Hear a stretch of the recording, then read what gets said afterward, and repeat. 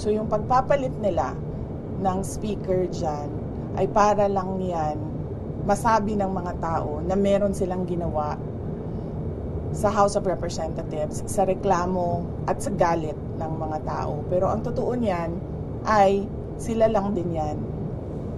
Wala ako reaction sa resignation niya, no? Meron lang akong reaction sa kung ano yung ginagawa ni BBM. Hindi niya dapat hinahayaan yung mga congressman na basta na lang umalis ng bansa o basta na lang mag-resign to evade accountability doon sa mga nakita natin na pag-chop-chop ng budget natin at pagkuha ng pera ng bayan para bumili sila ng mga properties, bumili sila ng mga jets, bumili sila ng properties abroad, at lahat nung kanilang na makikita natin sa lifestyle nila.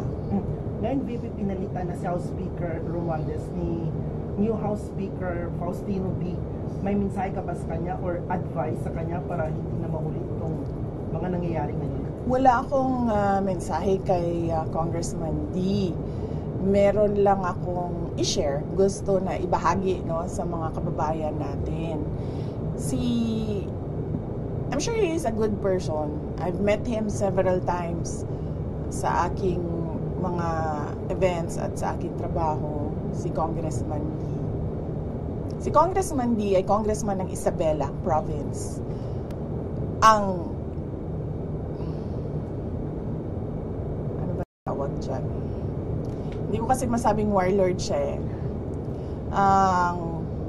May hawak ng probinsya ng Isabela ay si Governor, kalimut ko siyang pangalan.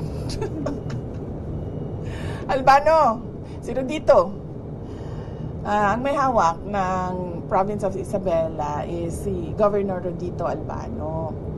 Si Rodito at si Tony Pet Albano, yung congressman ng Isabela dati, hindi ko alam kung hanggang ngayon, nasa circle yan ni Speaker Martin Romualdez.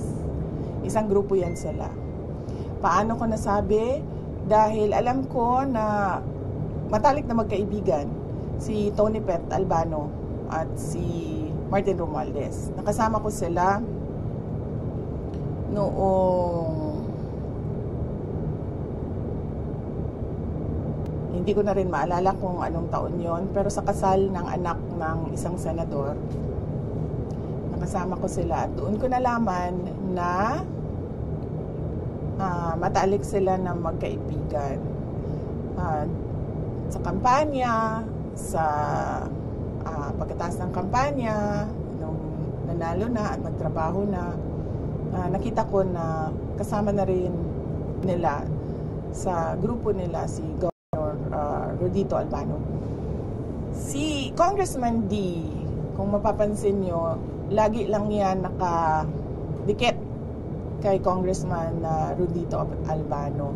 So yung pagpapalit nila ng speaker dyan ay para lang yan masabi ng mga tao na meron silang ginawa sa House of Representatives sa reklamo at sa galit ng mga tao. Pero ang totoo niyan ay sila lang din yan. Grupo lang din yan ni Martin Romualdez, ni Sandro Marcos, and of course, syempre, papunta na rin yan kay BBM. So sila lang din yon, sila lang din yan, at sila lang din nag-usap kung ano ang gagawin nila, at sila lang din ang nagplano kung anong gagawin nila sa 2026 budget, because this is all about, number one, the presidential elections of 2028 and the budget of 2026. Kasi inubos naman na nila yung 2025, di ba? So 2026 na pinag-uusapan dito.